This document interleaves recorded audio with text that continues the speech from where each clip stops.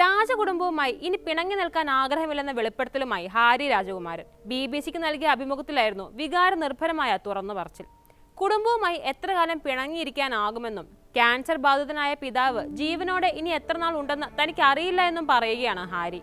രാജപദവികൾ ഉപേക്ഷിച്ച് ബ്രിട്ടനിൽ നിന്ന് മടങ്ങിയതിൽ പിന്നെ ഹാരിക്ക് രാജകുടുംബാംഗങ്ങൾക്ക് ലഭിക്കുന്ന സുരക്ഷ വെട്ടിക്കുറച്ചിരുന്നു. ഈ സുരക്ഷാ ക്രമീകരണങ്ങളില്ലാതെ ഇംഗ്ലണ്ടിലേക്ക് സന്ദർശനത്തിന് പോലും പോകാനാവില്ല എന്നതിനാൽ ഇത് തിരികെ ലഭിക്കുന്നതിനായുള്ള നിയമയുദ്ധത്തിലായിരുന്നു ഹാരി. പക്ഷേ കഴിഞ്ഞ ദിവസം UK-യിലെ കോർട്ട് ഓഫ് അപ്പീൽ ഹാരിക്കെതിരായ വിധി പുറപ്പെടുവിച്ചു. സുരക്ഷാ ക്രമീകരണങ്ങളിൽ മാറ്റം വരുത്തിയതിനു ശേഷം തന്റെ ജീവൻ അപകടത്തിലാണെന്ന ഹാരിയുടെ വാദം കോടതി അംഗീകരിച്ചില്ല. ഈ വിധിക്ക് തൊട്ട് പിന്നാലെ നൽകിയ അഭിമുഖത്തിലാണ് കേസിനെ പറ്റിയും കുടുംബാംഗങ്ങളുമായുള്ള പിണക്കത്തെക്കുറിച്ചുമൊക്കെ ഹാരി മനസ്സ് തുറന്നത്. മതിയായ സുരക്ഷയില്ലാതെ UK-യിലേക്ക് പോകാനാവില്ല എന്നതിനാൽ കുട്ടികളെ തന്റെ ജന്മസ്ഥലം കാണിക്കാനാവില്ലെന്ന സങ്കടം തനിക്കുണ്ടെന്ന് വെളിപ്പെടുത്തുന്നുമുണ്ട് ഹാരി. ഹാരിയുടെ വാക്കുകൾ ഇപ്രകാരമായിരുന്നു: കേസ് എനിക്ക് വിപരീതമായി വിധിക്കപ്പെട്ട സാഹചര്യത്തിൽ ഭാര്യയും കുട്ടികളെയും കൊണ്ട് UK സന്ദർശിക്കുക എന്നത് ഏറെക്കുറെ അസാധ്യമാണ്. ഈ അടുത്ത കാലത്തൊന്നും അത് സാധ്യമാകും എന്ന് ഞാൻ കരുതുന്നുമില്ല. ഞാനും എൻ്റെ കുടുംബവുമായുള്ള ബന്ധമറ്റതിൻ്റെ പ്രധാന കാരണങ്ങളിലൊന്ന് എൻ്റെ സുരക്ഷ തന്നെയായിരുന്നു. സുരക്ഷാ കാരണങ്ങളാൽ പിതാവ് സംസാരിക്കാനേ കൂട്ടാക്കിയിരുന്നില്ല. പക്ഷേ ഇനിയും അതിൽ അർത്ഥമുണ്ടെന്ന് എനിക്ക് തോന്നുന്നില്ല. ക്യാൻസർ ബാധിതനാണ് അദ്ദേഹം.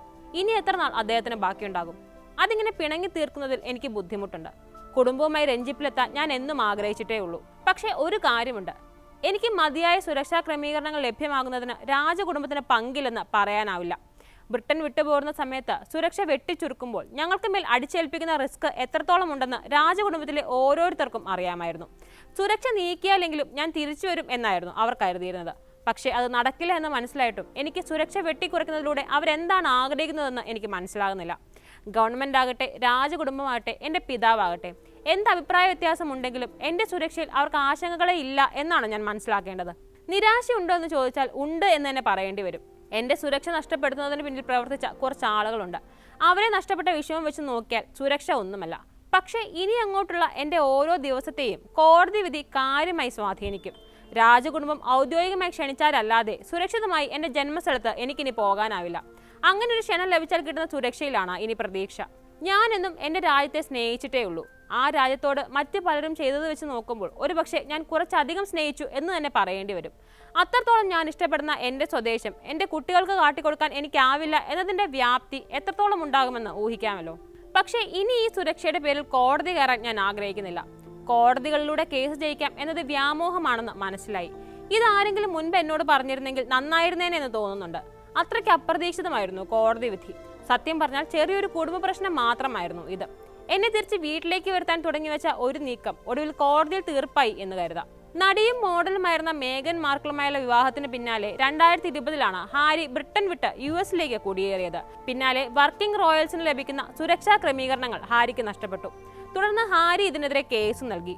5 വർഷം നീണ്ട നിയമയുദ്ധത്തിലാണ് ഇപ്പോൾ ഹാരിക്കെതിരായ വിധി എത്തിയിരിക്കുന്നത്.